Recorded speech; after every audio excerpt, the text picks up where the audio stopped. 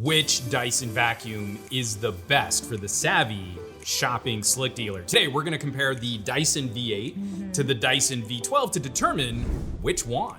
Hi everyone, I'm Trisha Hirschberger. And I'm Juan Carlos Bagnell, AKA Some Gadget Guy. And today we're taking a look at two of the most popular Dyson vacuums on the market as shopping experts, not necessarily vacuum experts, but to try and help you decide if you should go big with the V12 Or go home with the V8. So there's a good amount of info for us to cover about both of these, like the features, Battery life, performance, the price, and most importantly, the deals. Yeah, so we don't want to waste your time. Let's get started with some features. Yes, okay, starting with the V8.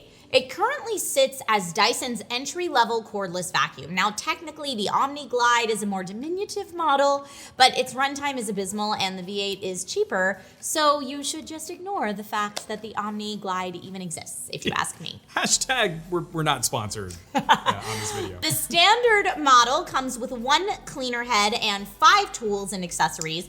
It has a single rechargeable 2800 milliamp battery that is technically removable, but requires a screwdriver to unmount, so not really designed for that. Like every Dyson cordless, it comes with a wall mount that integrates the charge cable.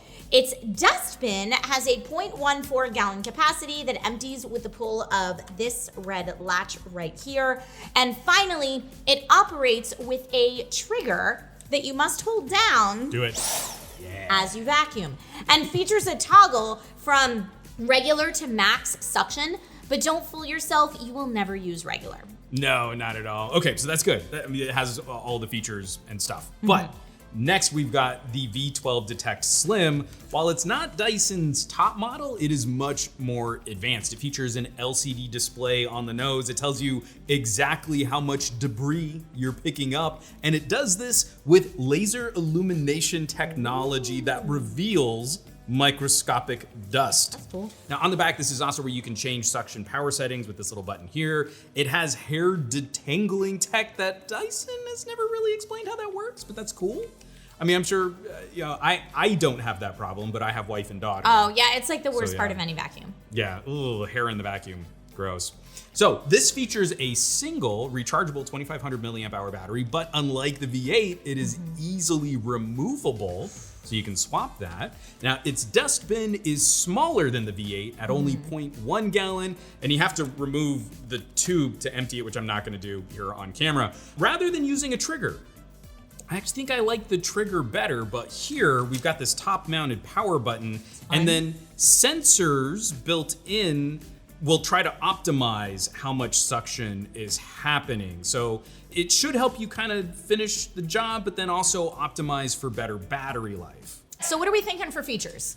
Okay, so while some may like the ease of use of the V8's dustbin and low high power toggle, a little bit more control, I think the V12 outclasses the V8 with a much larger set of features for a vacuum. Totally agreed. The V12 wins features. All right, next up, battery life. Yeah. The V8 promises up to 40 minutes of battery life. However, that's in regular suction mode with optimal settings. Crank up to max power and start vacuuming a thick carpet, and you're likely to see the 2800 milliamp battery deplete in as little as 10 minutes. I mean, in our test, wide open on max mode, the battery ran out in about 20, though it wasn't actually even sucking anything up. We were just testing. So finally, recharge time will take about 4 hours with an empty battery. So you might want to stock up on extra batteries if you're planning a deep clean, because these do not work while plugged into a charge. Yeah, that's true. Now, comparatively, the V12 promises as much as 60 minutes of battery life with its 2500 milliamp hour battery. You could see a bit more if you're on eco and vacuuming lightly, but you could also see as little as 10 minutes if you're just really going into that boost mode. But it does have easily removable batteries. That's great.